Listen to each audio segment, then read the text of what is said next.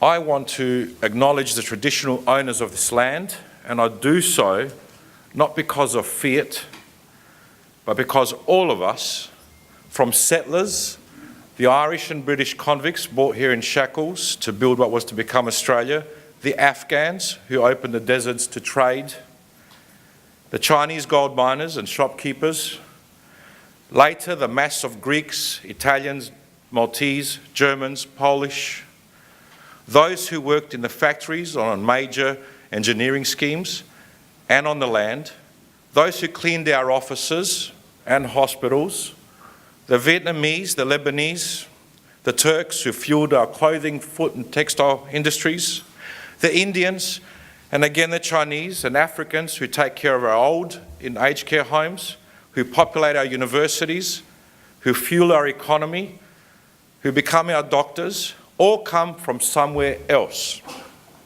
As Julian, our guest today, said to me, we all have a tenuous hold on this land. And that is why I always acknowledge those who were here before us and who have survived as one of the oldest continuous cultures in the world, my Aboriginal kin, partners and friends. It was in 1974 when the Ethnic Communities Council of Victoria was born through the work of Walter Lippmann and others. I will allow our chair, Chris Pavlidis, to reflect on this pioneering work and the immense legacy of Walter Lippmann. My name is Fotis Kapitopoulos. I am the Executive Officer of the ECCV.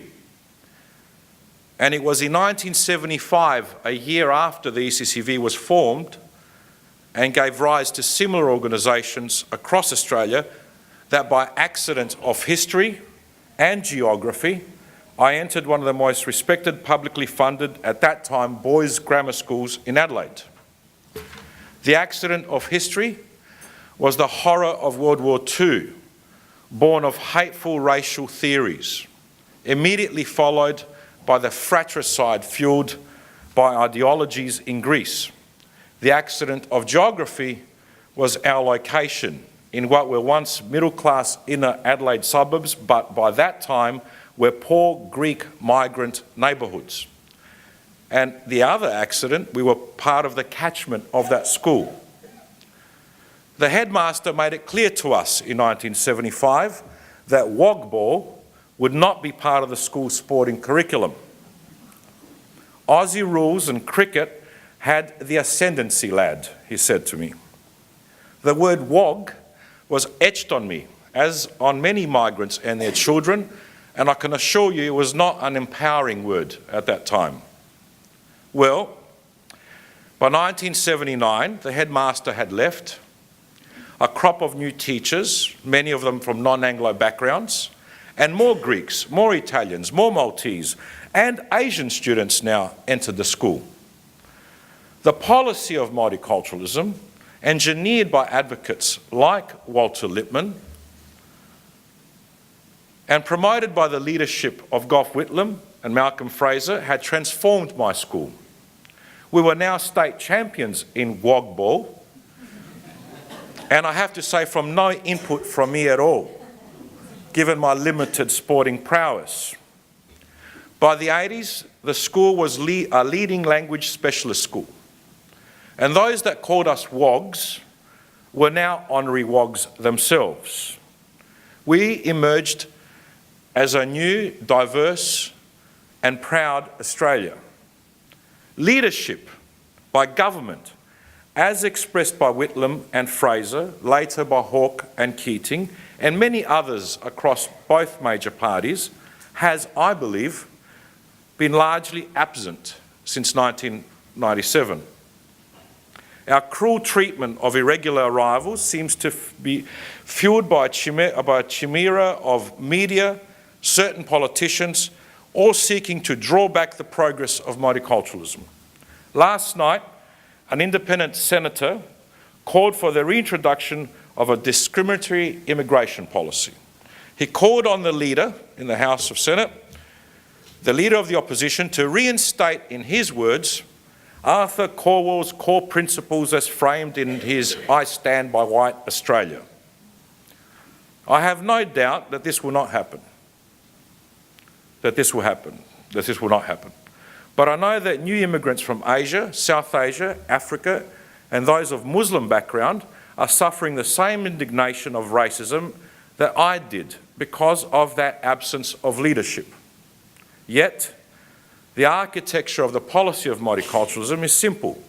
It is founded on the core principles of humanism, pluralism, and democracy. So, as a son of migrants, of people who worked sewing dresses and embroidering beads on garments until 4 a.m, as a son of migrants who benefited from the policy of multiculturalism that people like Walter Lippmann breathed life into, I call on all of you to support that which makes us unique, multiculturalism. I'm honoured today that we have that in the memory of Walter Lippmann, we have the great Julian Burnside, and I now would like to introduce our esteemed chair, Chris Pavlidis, who will reflect on the legacy of Walter Lippmann. Thank you very much.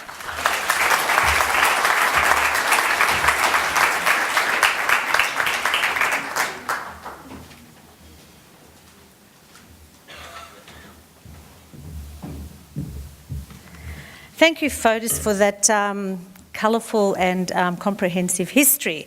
I stand here as a proud Grozzy, Wog girl, Greek Aussie, and I'm very pleased to be here as the current chair of the Ethnic Communities Council of Victoria. I welcome you all very warmly to what is a very significant event in the calendar of Victoria, let alone the Ethnic Communities Council of Victoria, a significant commemoration in honour of the very highly esteemed Mr. Walter Lippmann.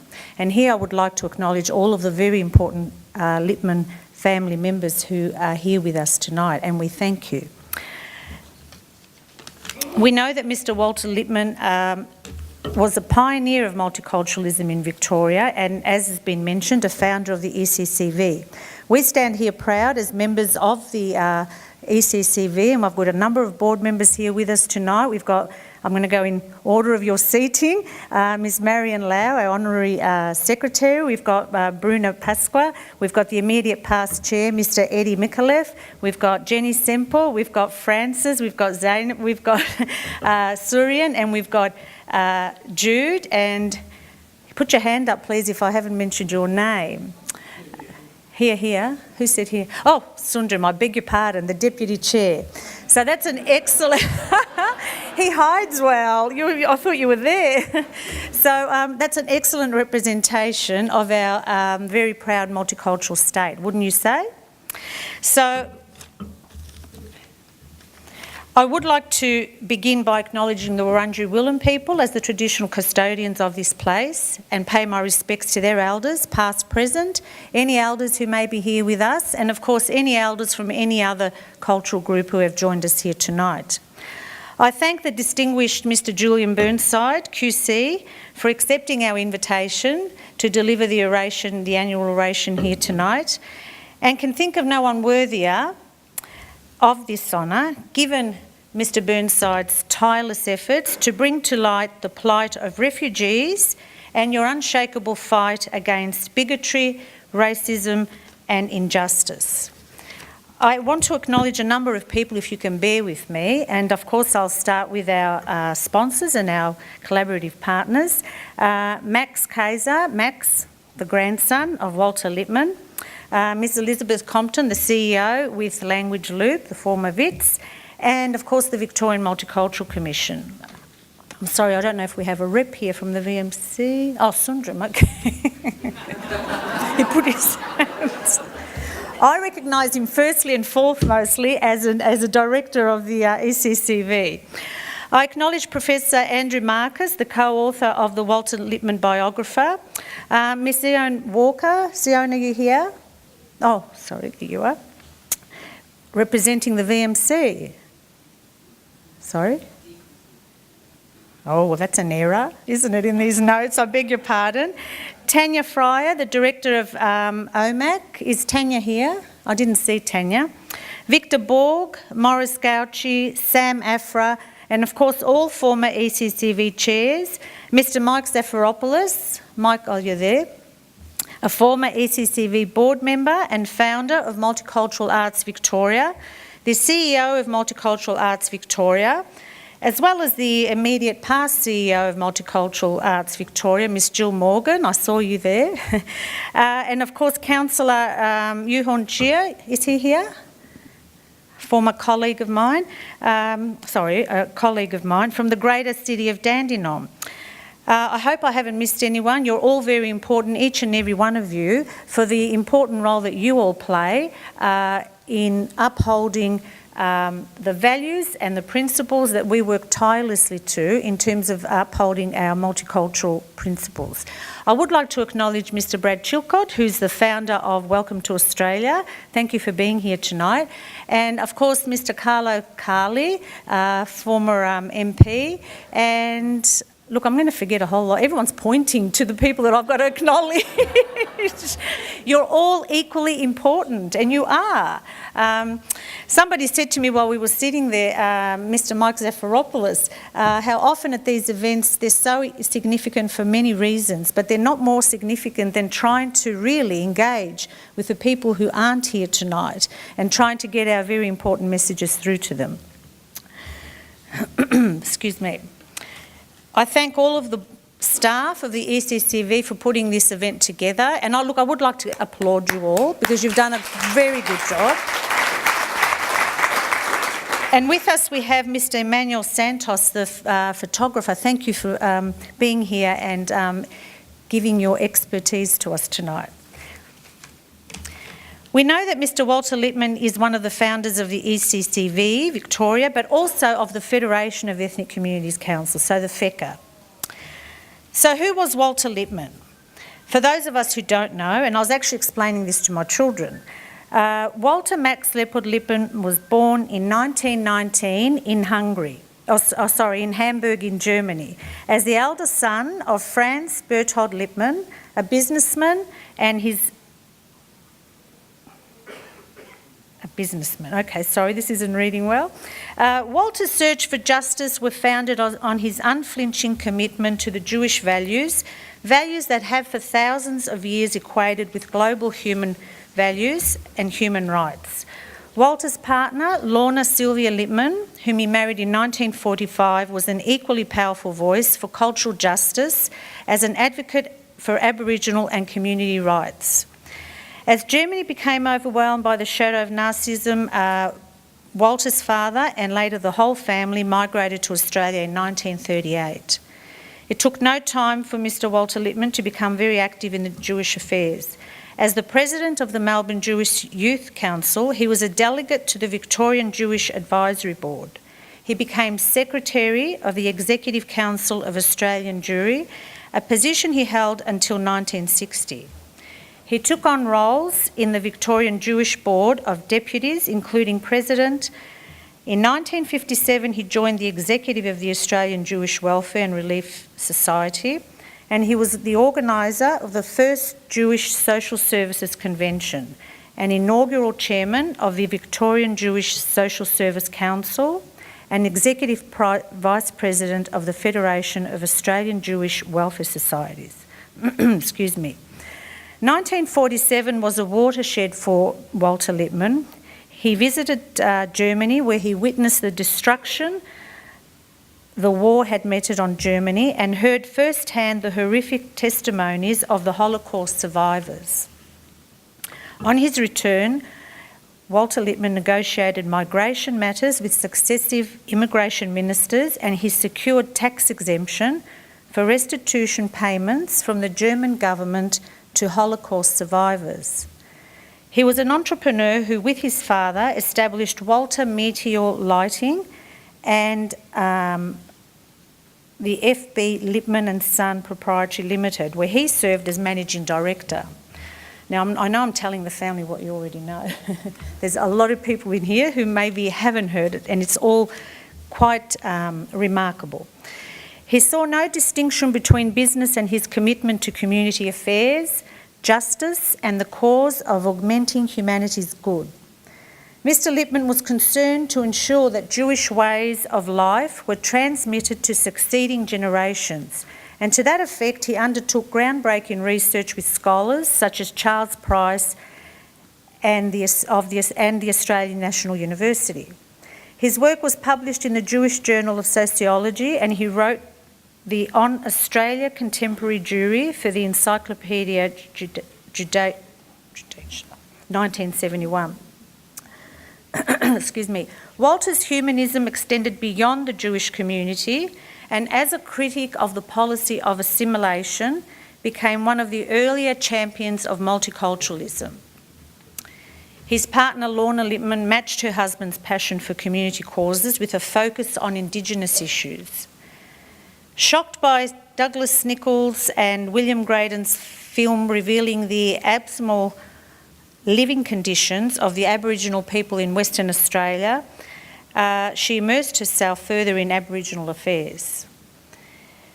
She was a research fellow at Monash University, where she researched into Aboriginal affairs and became advisor to the Federal Minister for Aboriginal Affairs, Gordon Bryant. Walter Lippmann, a critic of assimilation policy, became a proponent of multiculturalism and drew on many personal friendships, including one with Bob Hawke, to advance the cause. He was a member of the Commonwealth Immigration Advisory Council from 1967 to 1974 and a member of the Committee to Review the Special Broadcasting Service, SBS. Walter helped to establish and become chairman of the ECCV from 1974 to 1983, while also holding senior positions, as I mentioned, with FECA. He was appointed MBE and AM in 1987 for his outstanding work.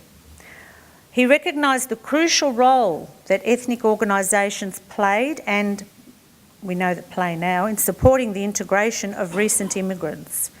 He believed that without constructive engagement of the ethnic dimension, Australia would become, as he wrote, a polarised into a collection of antagonistic, separate subcultural groups. Sadly, following a 2-year battle with cancer, he died in 1993. Walter Lippmann was a lobbyist, a networker, an intellectual with deep compassion that extended to all ethnic community groups.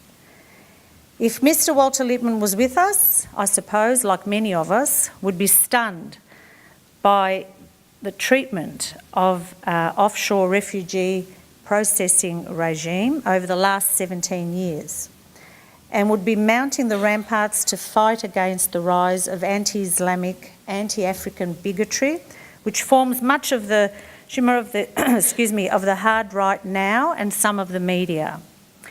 So it is with this in mind and the great respect we all have for Mr. Walter Lippmann and what he stood for that we now launch the annual Walter Lippmann Memorial Lecture in his honour. Thank you.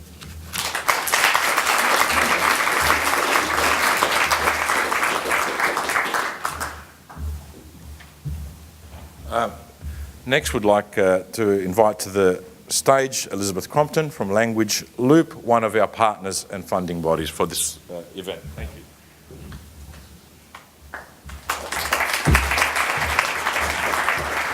Good evening, everyone. It's a real honour and privilege to be here tonight and be a sponsor of this event.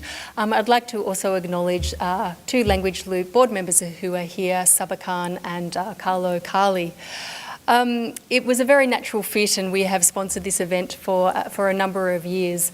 At Language Loop, we give people a voice so they can participate in society, and as we've just heard about the amazing work of Mr. Walter Lippmann and ECCV itself, it's a natural fit that we would want to partner with this event and bring to life his work, and obviously hearing from very special guest speakers like Mr. Julian Burnside. So I thought we'd firstly start with a show of hands. If you were born overseas, can you just raise your hand for a moment? Okay, that's quite a number. So the census got it right. About 26% of us are actually born overseas. Would anyone like to take a guess at what percentage of people were born overseas who live in the United States? Anyone want to throw a number out there? Oh. You've read the census data. Yes, that's correct, 12%. And the UK, do you want to throw out a number for the UK? No? 13%. So if you compare that to here in Australia with 26% born overseas, and actually if you go back a generation and add in if one of your parents was born overseas, it's 49% of our population. So it really is incredible, and you see that true diversity. And it's probably worth keeping that context in mind as we hear from Mr. Burnside tonight. So at Language Loop we have a network of about 2,500 interpreters working across 160 languages here in Victoria and around the country. And every month I am privileged to welcome, together with the team, about 25 to 30 new interpreters who come to an induction with us each month. And just sitting and listening, the most interesting part is when we do the introductions and hearing the stories and the experience of these people. In the last few months I have met people who have worked for the United Nations, for the US military, doctors, lawyers, teachers, accountants, all kinds of people from all walks of life. And here on our poster we have John, who's one of our Vietnamese interpreters, who was in a refugee camp 27 years ago, and he actually started interpreting in that environment. And again, the other day, a young Somali woman who again was in a refugee camp for a number of years, and she is now a graphic artist and interpreter with us and giving people a voice. And that it is a real privilege to be in this position and giving people a voice so they can participate in society. We also try and make sure that our services are as accessible as ever. So we've just launched an on-demand video interpreting app, so you can reach and communicate, non-English speakers can reach and communicate via this network of 2,500 interpreters at the touch of a button. But ultimately it's about giving people the ability to participate in society, to be inclusive, and of course to be able to access and live life without limits. So without further ado, I would like to hand back to Fotis. I was going to say that and I thought, no, I was going to get it wrong. I didn't want to get it wrong. Anyway, and thank you so much. It really is an honour to be a sponsor tonight.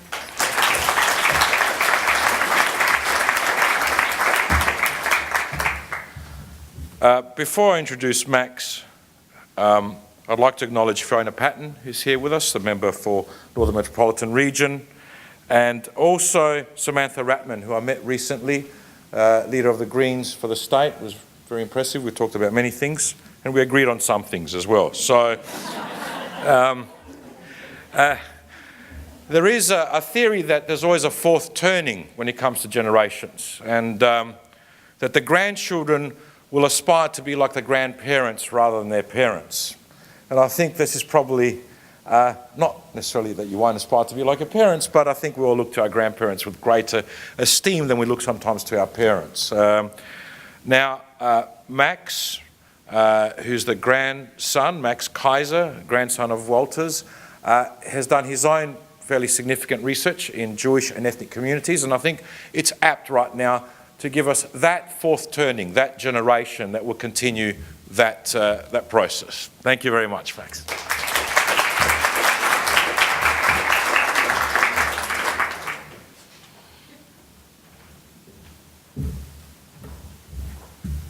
Thanks everyone for coming, and thanks very much to the ECCV for having me speak tonight. I first want to acknowledge that we're gathered here tonight on the stolen land of the people of the Kulin Nation, and to pay my respects to their elders, past and present. So my family nominated me to speak tonight because for the past 3.5 years, I've been working on a PhD thesis on Australian Jewish anti-fascism. So one of my major focuses has been the Jewish Council to Combat Fascism and Anti-Semitism, an organisation which my grandfather, Walter Lippmann, was very active in the 1940s and early 1950s. So tonight I want to share with you some words that he wrote at this time that I think still ring very true for our struggles against racism today. He was writing in the context of anti-communist political repression, but I think we can certainly see contemporary parallels. So he wrote, quote, "During periods of stress and straitened economy, no minority can hope in the long run to be freer than any other minorities, whether these be racial, religious, or economic.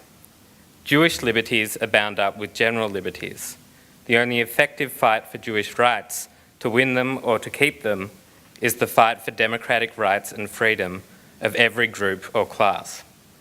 It certainly is not to ally ourselves with undemocratic witch hunts and to apply to ourselves and our allies the evaluation of our enemies."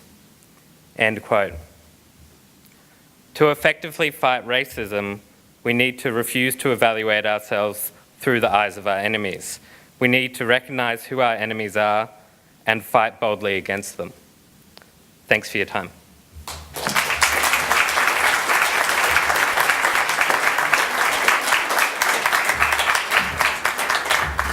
Thank you very much, and I think it's apt to always remember the great work that Jewish anti-fascists did both in Germany and outside Germany, particularly here. Now, Julian Burnside. I had the pleasure of meeting Julian the other day. It was a very dark and cold afternoon at the legal end of town, and I entered his room and it was quite woody and warm, replete with art, and I thought I felt safe. We discussed many things, but one thing that was most profound and etched in my mind was the insistence that we have a tenuous hold in this land and the necessity to care of each other. And what other great thing I took away was the simplicity of walking in someone's shoes. And I think that's what resonated for me with Julian, the idea that when you want to walk in someone else's shoes, you understand exactly what they're feeling.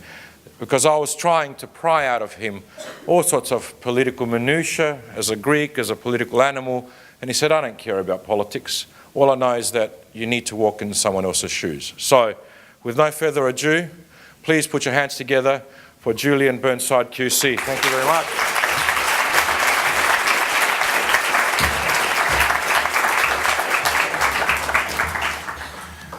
Thank you very much. I should say I have not timed myself with this speech, even though I've written it out. So if I go a little longer, a little shorter, I hope you'll understand. I'm really delighted to have been invited to give this address because I learned a thing. A number of years ago, I was asked to give the Michael Kirby oration. And Michael Kirby beforehand made a point of reminding me that any oration for a person should talk about that person. And so I started reading about Walter Lippmann. I didn't know him. I didn't know anything about him. Although I have to say Chris has done most of the heavy lifting for me. But I did, one document I looked at was a collection of extracts from his writing, which was put together in 2016 by Andrew Marcus and Margaret Taft.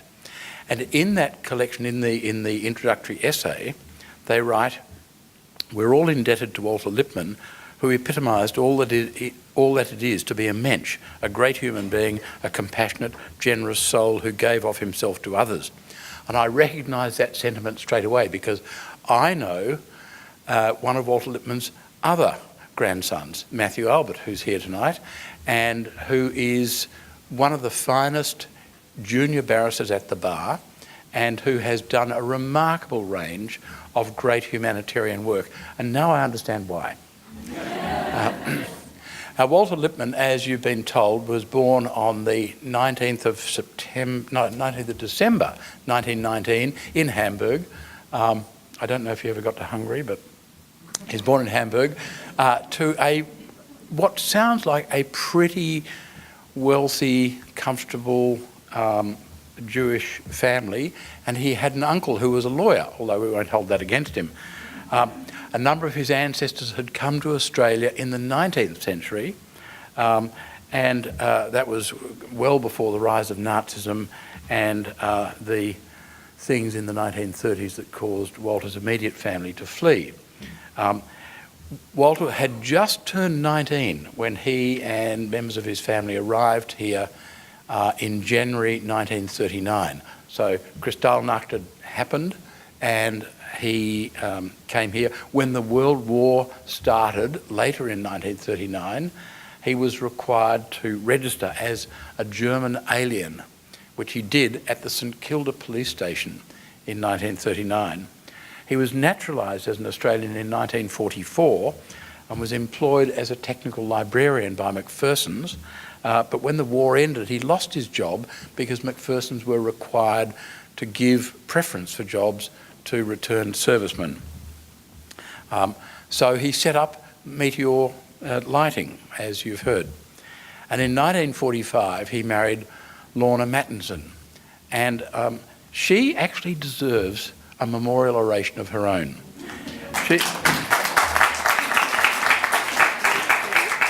She's been described as a huge intellect cloaked in elegance and charm.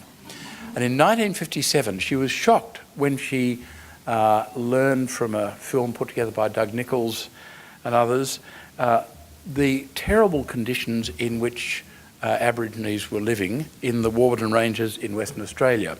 And she became a campaigner for the amendment of state and territory laws which discriminated against Aborigines in the states and territories, and which allowed them, the states and territories, to remove Aboriginal children from their parents. Now, she, as you've heard, she became an advisor to Gordon Bryant in the Whitlam government, an advisor on, he was the Minister for Aboriginal Affairs, and she wrote a number of works on Aboriginal affairs, including Generations of Resistance, the Aboriginal Struggle for Justice. Now, I mention her for a specific reason. Walter Lippmann was famous and is justly honoured and did great things. And he was a champion, obviously, of multiculturalism and the merits of ethnic diversity. In the 1960s, in Australia, that principally meant creating links between the strongly Anglo-oriented population who'd occupied this country then for a couple of hundred years, and the post-war arrivals from other cultures. Lorna's work involved a parallel activity trying to bridge the gap between recent European settlers in this country and the Aboriginal people whose ancestors had occupied the place for 50,000 years.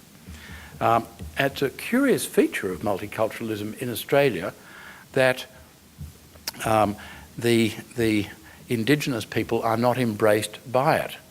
On one view of things, they might have set up the push for multiculturalism because we're the newcomers, all of us.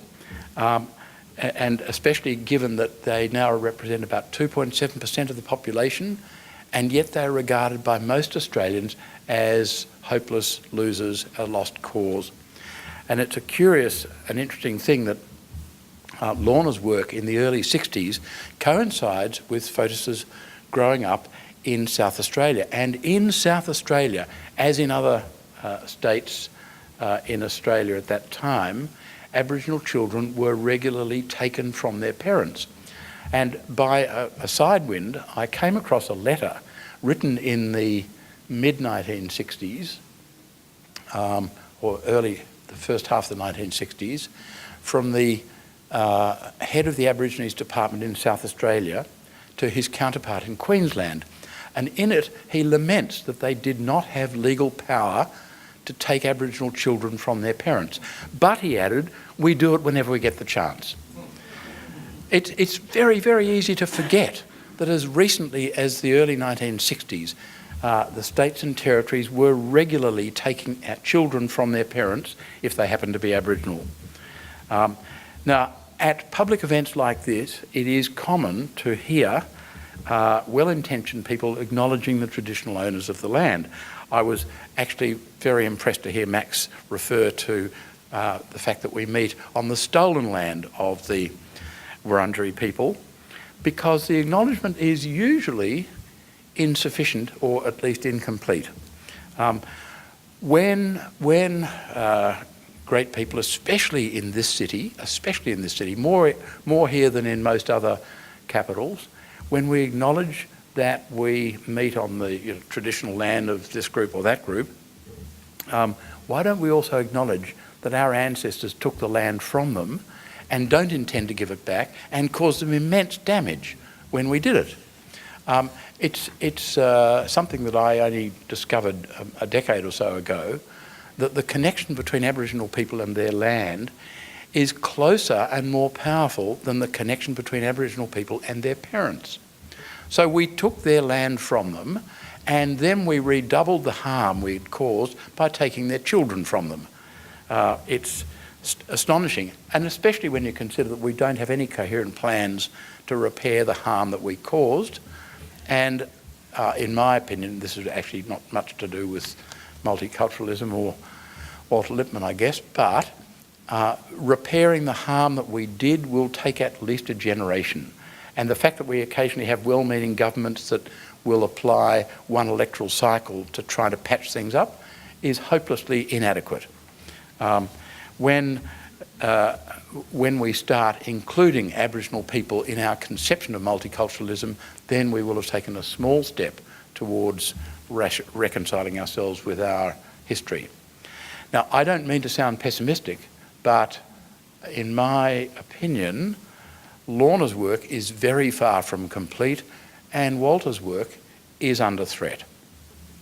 As you've heard, he established the ECCV, and it's the ECCV that is responsible for this oration happening each year.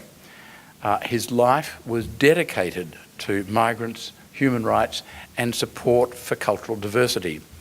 And it's appropriate that the ECCV is the principal advocate for a culturally diverse community group in Victoria, and that is the vision which it pursues for our country. Now, it's often said that Australia is a very successful multicultural nation, and I agree with that. In fact, maybe the fact that we have organisations like Language Loop demonstrate that, because it is now absolutely common and standard for interpreters to be provided in circumstances where one or other of the people involved do not have English as their first language. And I think it's a great thing that there is a continuing demand for interpreting services. But of course, the fact that we are a successful multicultural nation, while it's a great thing, it wasn't always so, and there's no guarantee that it will always be so.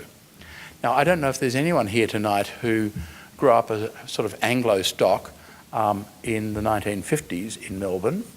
I did, and I remember it well enough, and there's a couple of people nodding.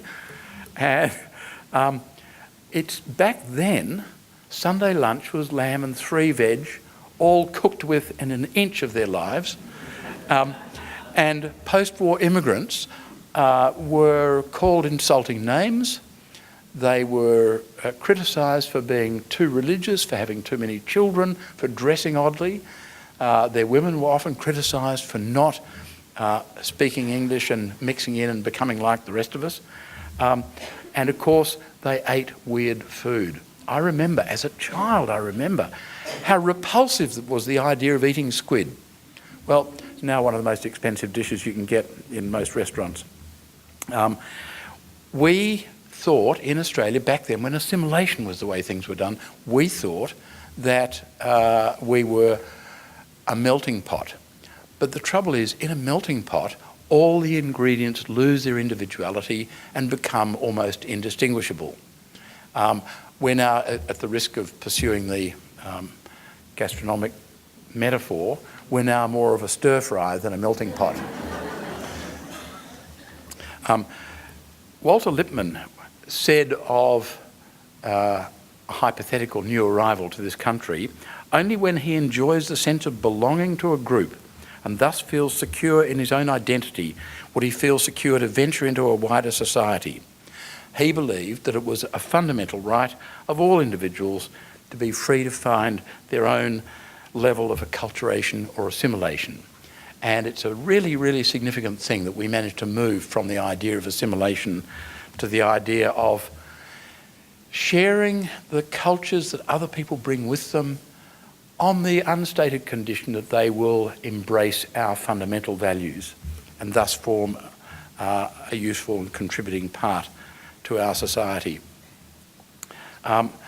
The major threat to multiculturalism these days, in my opinion, is Islamophobia, and I was having a chat to Patricia Carvelis yesterday in her program, and she challenged me on that, and I said that I wished Islamophobia wasn't a thing in this country. I happen to believe it is. But if she was right, and not just playing devil's advocate, then maybe it is fear that is the most fundamental threat to multiculturalism in Australia.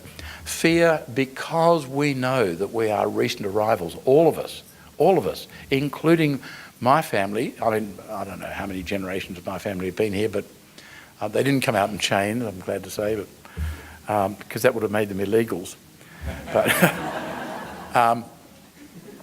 But the fact is that our arrival in this place is very recent, 230 years compared to 50,000 years.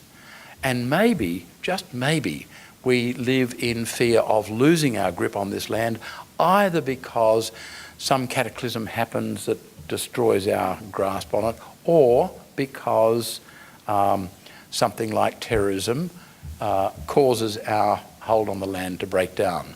Now, the great cause of terrorism these days is understood to be Islamophobia, and the change happened on September 11, 2001.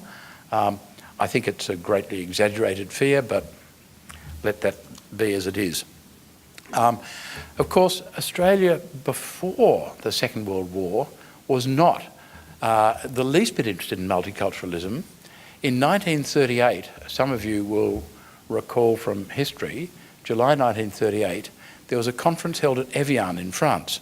The purpose of the conference was to see what could be done to accommodate Jewish refugees from Germany, because they were all, heading to the nearest neighbouring countries. At Evian, which took place before Kristallnacht had happened, Australia was represented by the Minister for Trade and Customs, Thomas White. And he said, Australia has her own particular difficulties. Migration has naturally been predominantly British, and it's not desired that this be largely departed from while British settlers are forthcoming. It will no doubt be appreciated also that we have no real racial problem. We are not desirous of importing one. That's anti-Semitism for you. Now, things changed at the end of the Second World War. Of course, we were a country of 7.5 million people, and there was no risk of us being flooded. And in the 50s or so, the idea emerged that we should bring more people in who did not necessarily come from Anglo backgrounds. And that's when we got the people who played wogball and so on. And I think we all benefit from it to a degree that we hardly recognise nowadays. It's easy to look back and think the origins of human rights thinking go very deep into our past, but it's not necessarily to go further back than 1948. At the end of the Second World War, Eleanor Roosevelt, the widow of the former President of the United States, Eleanor Roosevelt set her heart on creating a universal Declaration of Human Rights. She did that, and it was embraced by the General Assembly of the United Nations on the 10th of December 1948. There are two interesting things about it. First, Australia had contributed substantially to the formulation of the Universal Declaration of Human Rights, and second, it was, of course, an Australian, Doc Everett, who presided over the General Assembly when the Universal Declaration was embraced. The preamble of the Universal Declaration is wonderful prose, and I want to read you the first 3 paragraphs of it. Whereas recognition of the inherent dignity and of the equal and inalienable rights of all members of the human family is the foundation of freedom, justice and peace in the world. Whereas disregard and contempt for human rights have resulted in barbarous acts which have outraged the conscience of mankind, and the advent of a world in which human beings shall enjoy freedom of speech and belief and freedom from fear and want has been proclaimed as the highest aspiration of the common people. Whereas it's essential, if man is not to be compelled to have recourse as a last resort to rebellion against tyranny and oppression, that human rights should be protected by the rule of law. Well, that's a message which we embraced in 1948, but which we seem to have forgotten somehow in the intervening years. Now, I like to think that the Universal Declaration of Human Rights was a genuine reflection of the sentiment of the times, both across Australia and across the world. But if that hope is accurate, it was betrayed in 2001 by the Tampa episode. The Tampa episode, which I'm sure many of you will remember, was a sort of last toss of the dice by John Howard, who looked as though he would lose government at the election which had to be held in November that year. The Australian government radioed the Norwegian cargo ship, the Tampa, and asked it to rescue people in a ship, a refugee ship which had fallen apart or was falling apart in the Indian Ocean. The little ship was called the Palapa. The captain of the Tampa was heading in that direction, and he said later that when he saw this little boat falling to bits, he thought that it might hold maybe 50 people. He was amazed when 434 people climbed up the rope ladder up onto the decks of the Tampa. Now, he had a couple of problems. One, the Tampa was only licensed to carry 50 people. He had 47 crew and 434 unexpected passengers. Second, a number of the people were in various states of health. There were pregnant women, there were a couple of older people, there were people who were unconscious, and here they are all sweltering on the steel decks of a ship in the tropical sun.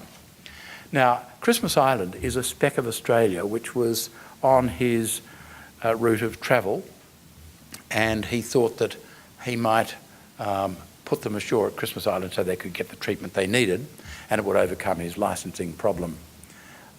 It was known by Australia that most of the people, in fact, as it turns out, virtually all of the people on the Palapa, the people rescued by the Tampa, most of them were Hazaras who had fled Afghanistan.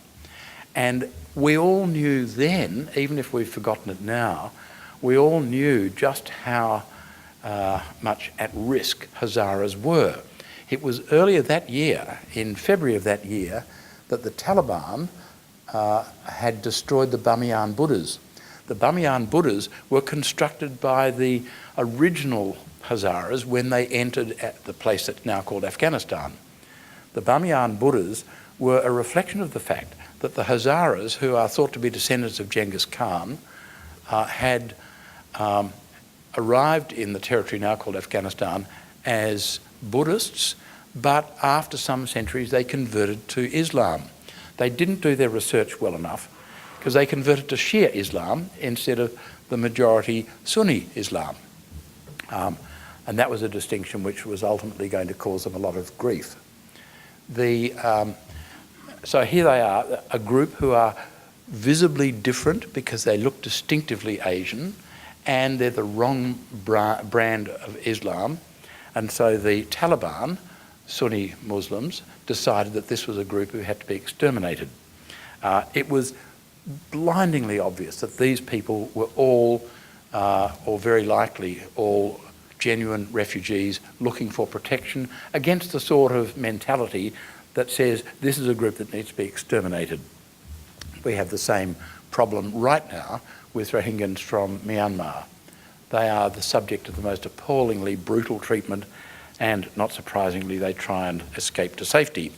In any event, Captain Arne Rinnan decided to head to Christmas Island, but John Howard did a couple of things. First of all, he ordered the Tampa not to enter Australian territorial waters off Christmas Island.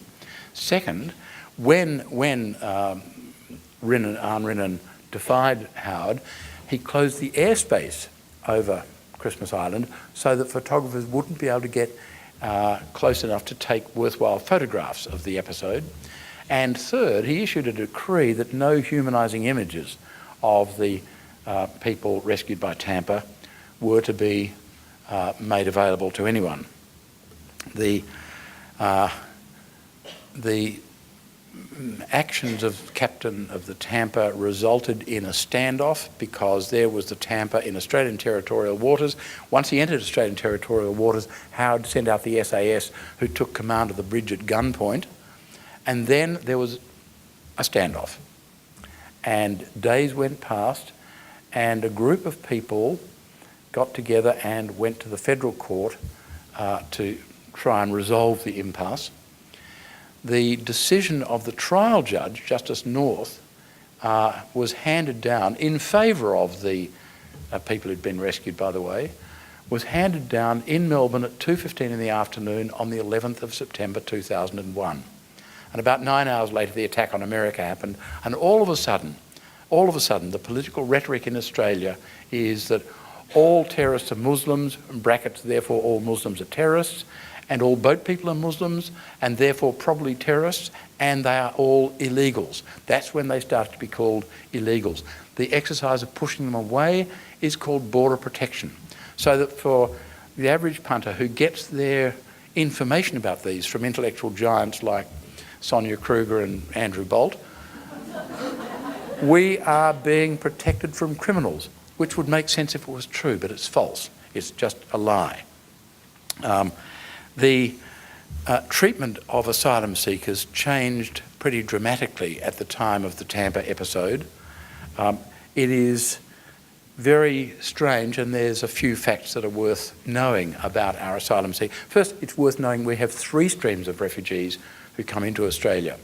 The first is the people who come in under our offshore resettlement scheme, which is a wonderful scheme. We reach out to other countries, we go to refugee camps in other countries, and we handpick refugees and bring them here, and we make them welcome, and it's very good. Not every country does it, and it's wonderful. It can be a little bit self-interested and cynical. John Menadue, who was the Secretary of the Department under Ian McPhee, once told a story against himself that he went to a refugee camp in Africa, and he said to the leader of the camp, "Have you got any doctors or engineers?" And the leader of the camp said, "I'm sorry, we've only got widows and orphans."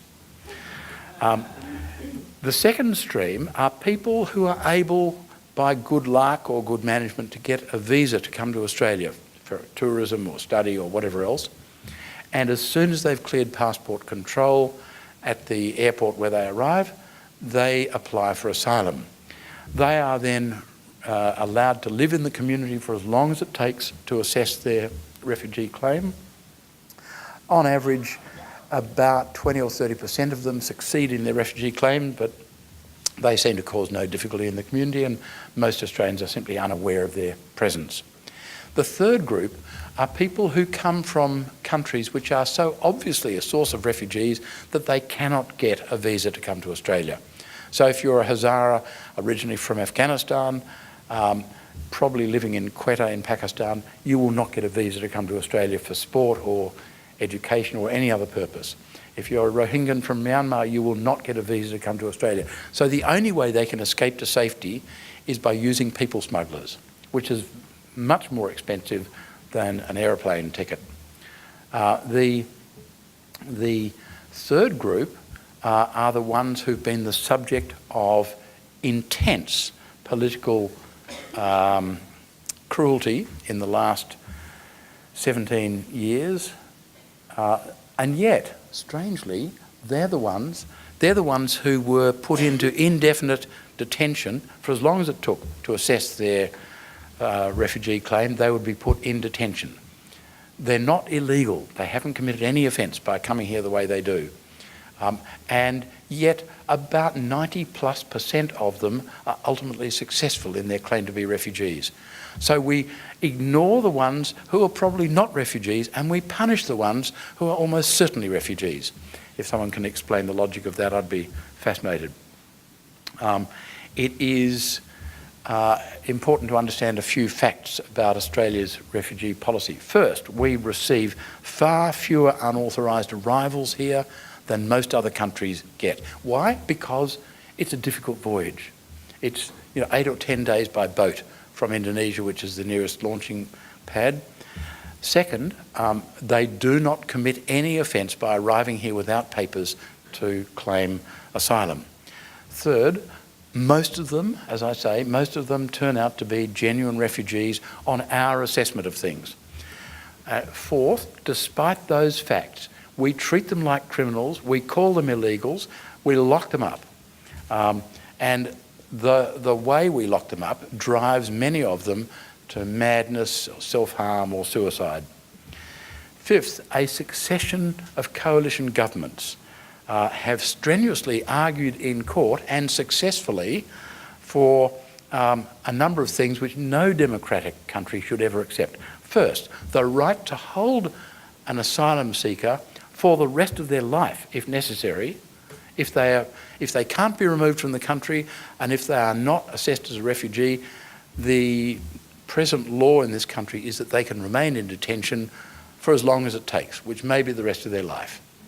I don't think even convicted criminals get life imprisonment as actual lifetime. Second, the right to hold them in detention exists and is unaffected by the fact that the conditions in which they are detained may be cruel or inhumane. That makes no difference to the legality of the exercise. Third, the right to hold children in detention is regardless of their age, their health or any other circumstances. And fourth, the right to send asylum seekers who failed in their claims back to a place where their death is an almost certainty. Now, it's also often overlooked, given that now they're sent offshore, that the use of solitary confinement in immigration detention was fairly common.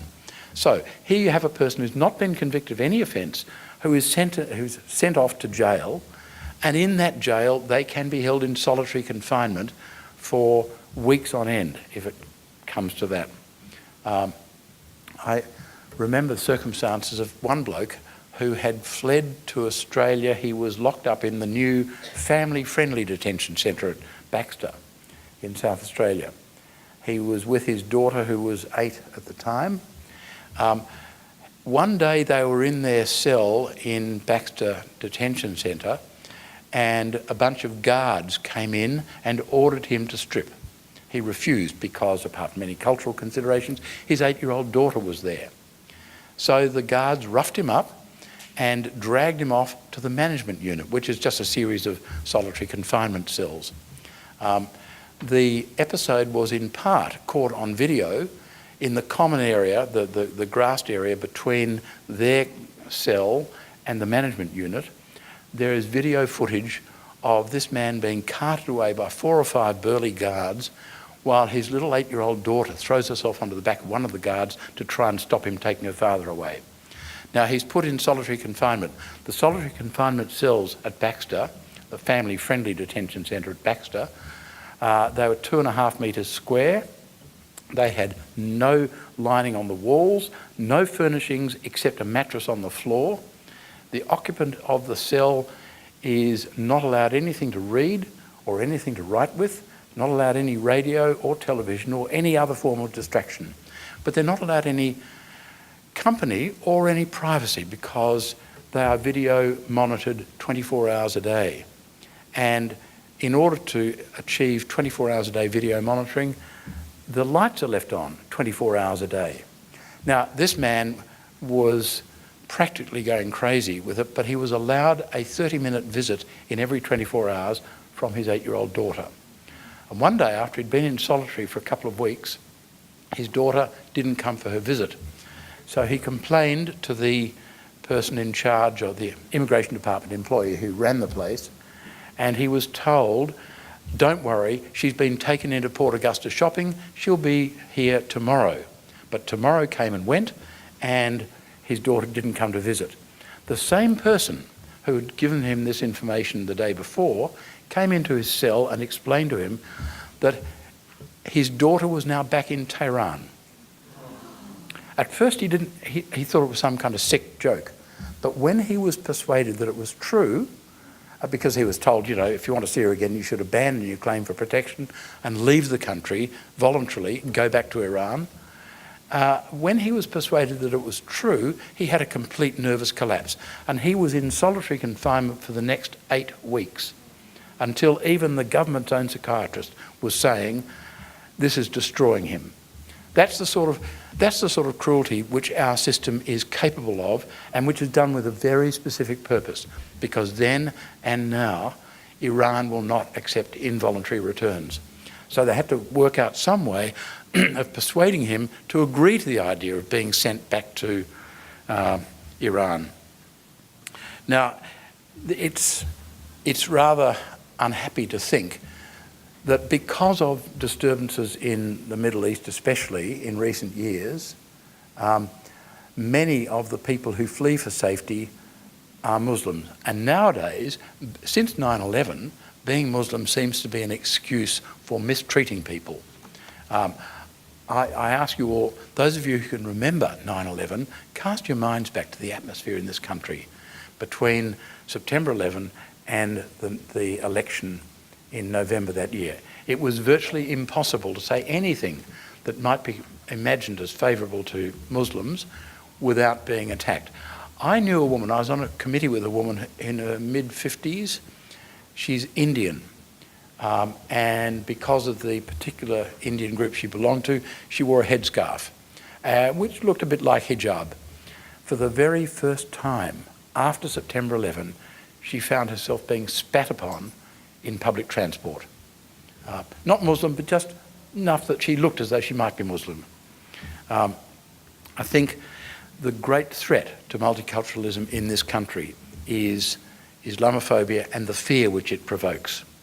And perhaps, as I said before, it is a product of us fearing that our hold on this land is a little too tenuous. What we overlook in that is how successful multiculturalism has been in this country, and what an enormous loss it would be if we allow it to be compromised. We overlook the fact that in Australia in the next few years, the number of people older than 45 is going to exceed the number of people under the age of 45. And that's a very, very significant demographic shift. We overlook the fact that most boat people who come here are young, courageous, and they have the initiative to do what they can to escape to a place where things might be a little bit less dangerous for them. We overlook the fact that we need people in our community with exactly those qualities, but we mistreat them regardless. Now, their chief tormentor used to be Scott Morrison. He is now the Prime Minister of this country, having narrowly beaten Peter Dutton. And it worried me the other week that I sort of felt relieved that it was Morrison and not Dutton. And yet, in many, many ways, Morrison was far less suited to being Prime Minister. I mean, well, given that we got over having Tony Abbott, I suppose, the idea of Peter Dutton was thinkable. But Scott Morrison, let me say it really plainly, Scott Morrison is a dishonest hypocrite. And it is a scandal that he is actually the leader of this country. Dishonest because he calls boat people illegal, a hypocrite because he claims to be a Christian, and yet he's behaving in distinctly un-Christian ways. Let me remind you of what he said in his maiden speech in Parliament. He said, so what values do I derive from my faith? My answer comes from Jeremiah chapter 9, verse 24. I am the Lord who exercises loving kindness, justice, and righteousness on earth. For I delight in these things, declares the Lord. From my faith, I derive the values of loving kindness, justice, and righteousness.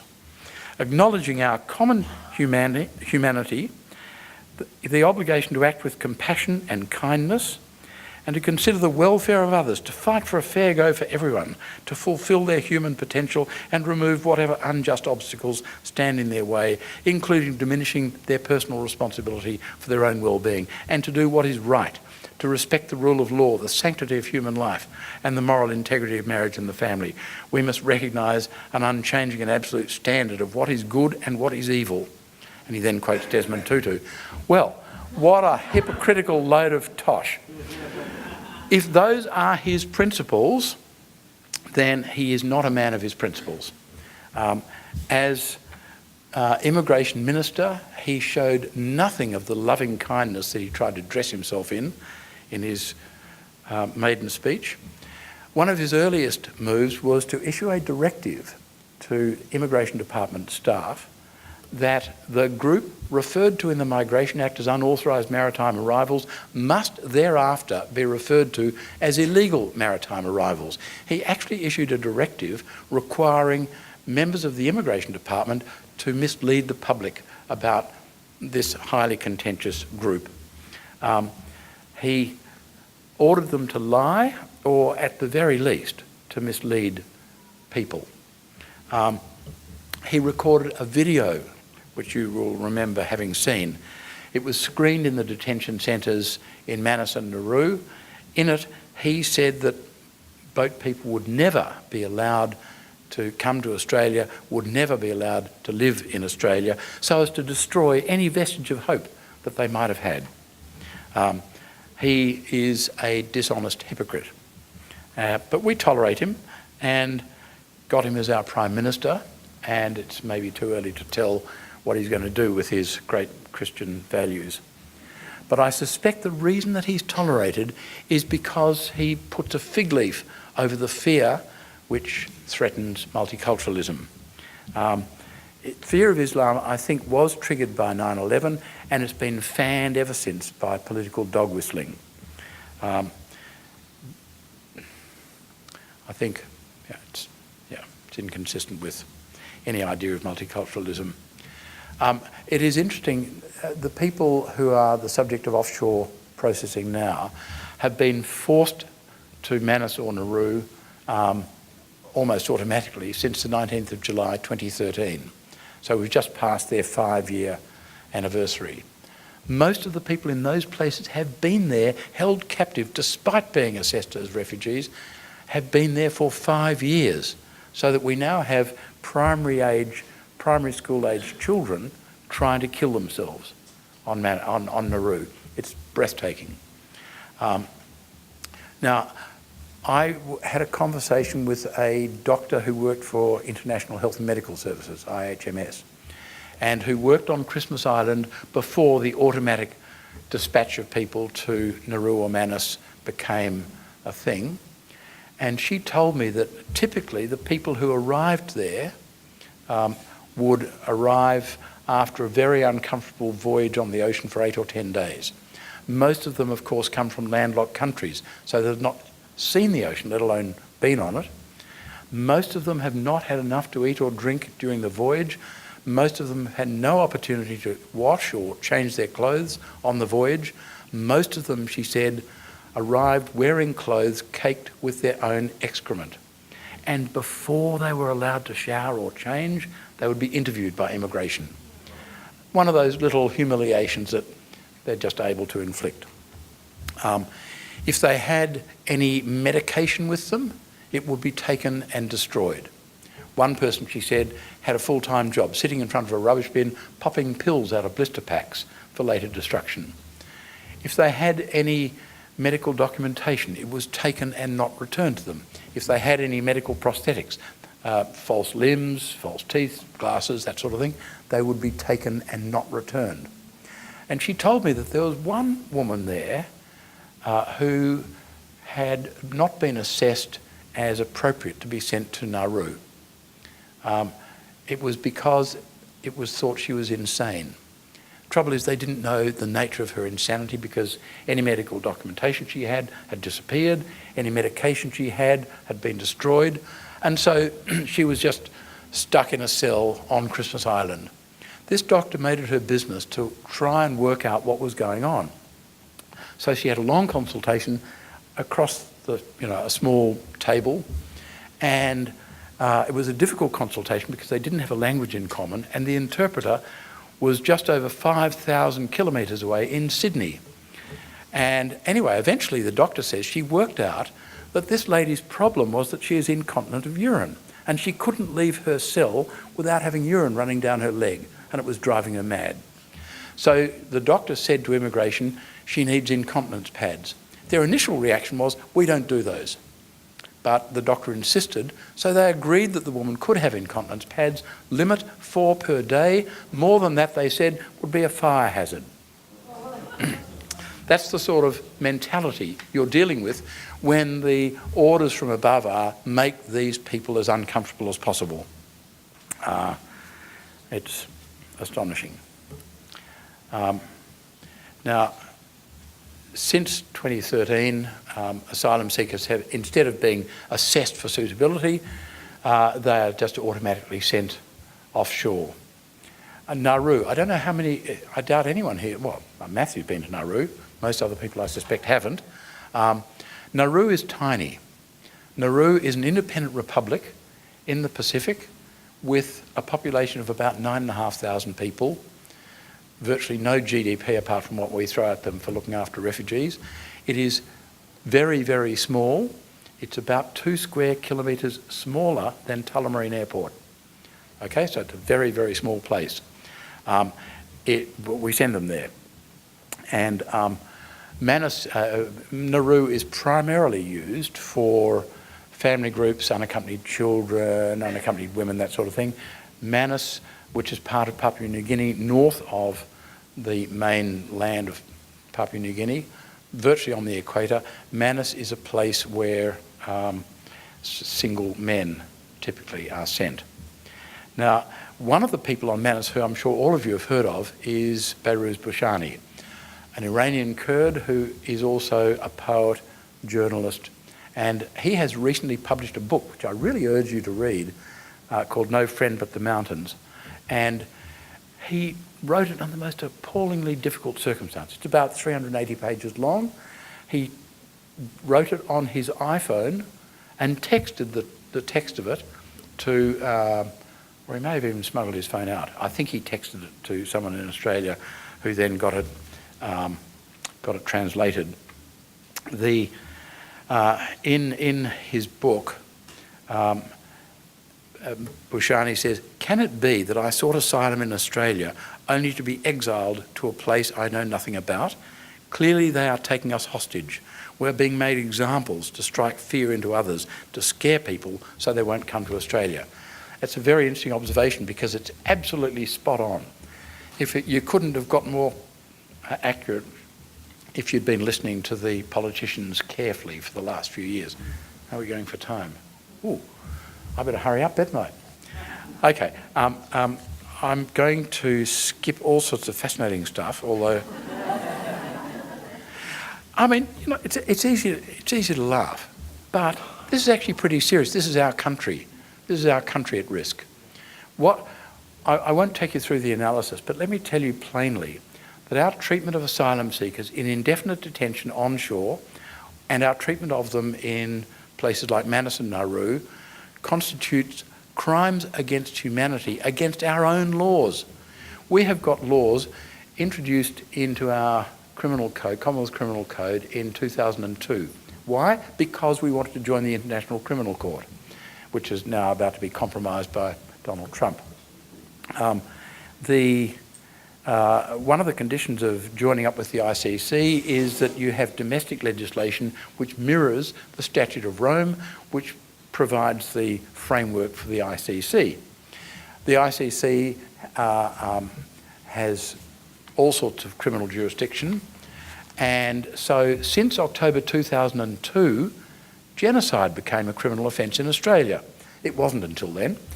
We introduced various war crimes and various crimes against humanity. Unfortunately, although the government treatment of refugees is plainly, it constitutes one, and I would say arguably two, different crimes against humanity, the fact is that you can't prosecute the people like Dutton and Abbott and Turnbull and Morrison, and they richly deserve to be prosecuted for the crimes they are committing, but you can't prosecute them without the approval, the written approval of the Attorney General, and I frankly don't think that's very likely. The treatment of people on Nauru and Manus is appalling. You'll all be familiar with the death of Reza Barati. Reza Barati was killed, and when he was killed, how much longer have I got, Photos? Can I have 3 minutes? You can have 5. Thank you. Hey, you can rely on the WOGs for everything. Actually, wog was a very poisonous word when I was a kid, but the sting was taken out of it by wogs out of work. It's a brilliant coup and maybe brilliant timing as well, but it's now much more of a, I mean, calling it wog ball instead of soccer, that tells you the word has lost its sting, and that's the way minorities can make it. Anyway, Reza Barati, he was killed on Manus in February 2014, and Scott Morrison, who was the then immigration minister, went public and accidentally told a truth while telling a falsehood. Because what he said was that Reza Barati had escaped from the detention centre and was killed outside the centre by locals. Now, Reza Barati hadn't escaped at all, but by saying that he was killed outside by locals, he inadvertently told us something we know, which is that the locals on Manus and on Nauru are very hostile to the refugees who we send there. So within quite a short time after Morrison's public accidental blunder into a bit of honesty, I received, a number of us received, eyewitness statements from a guy called Behnam Sattar.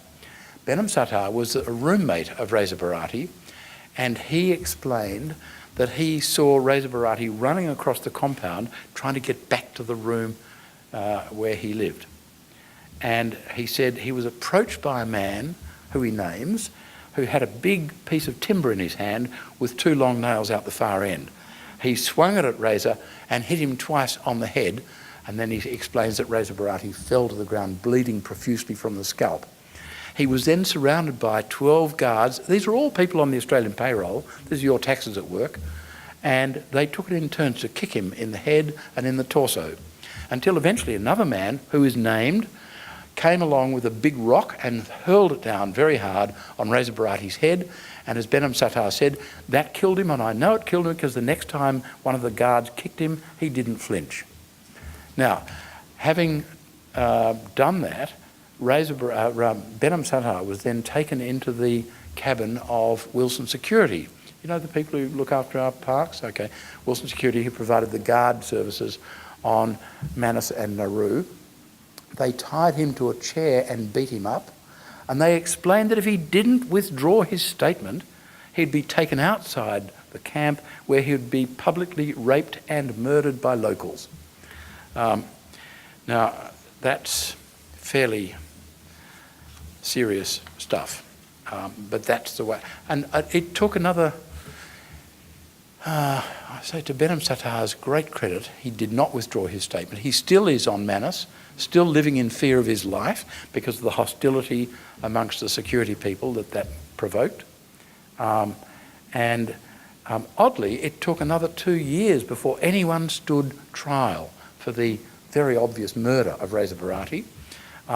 When a couple of people were charged, the Australian guards were not charged because they somehow managed to leave Papua New Guinea before any charges were laid. And the people who were charged and convicted with murder somehow managed to escape from prison. That's amazing. Now, if you need things to get worse, here's a marker, and it's very recent. In June of this year, Peter Dutton, who was still the immigration minister, it was suggested to him that as an act of compassion, a few people should be brought off Manus to Australia to receive the treatment that they desperately needed. And on the 23rd of June this year, Peter Dutton said, and I quote, "People need to understand that several years of good work could be undone by a single act of compassion." Now, I don't know about you, but I doubt that anyone in this room would ever have thought that you could hear a senior minister of the Crown arguing publicly against compassion, and yet he did. Maybe that's one of the operative reasons why he shouldn't have been PM, despite being leader of the coup. He got away with it, I think, because his brutal treatment of refugees has been electorally successful.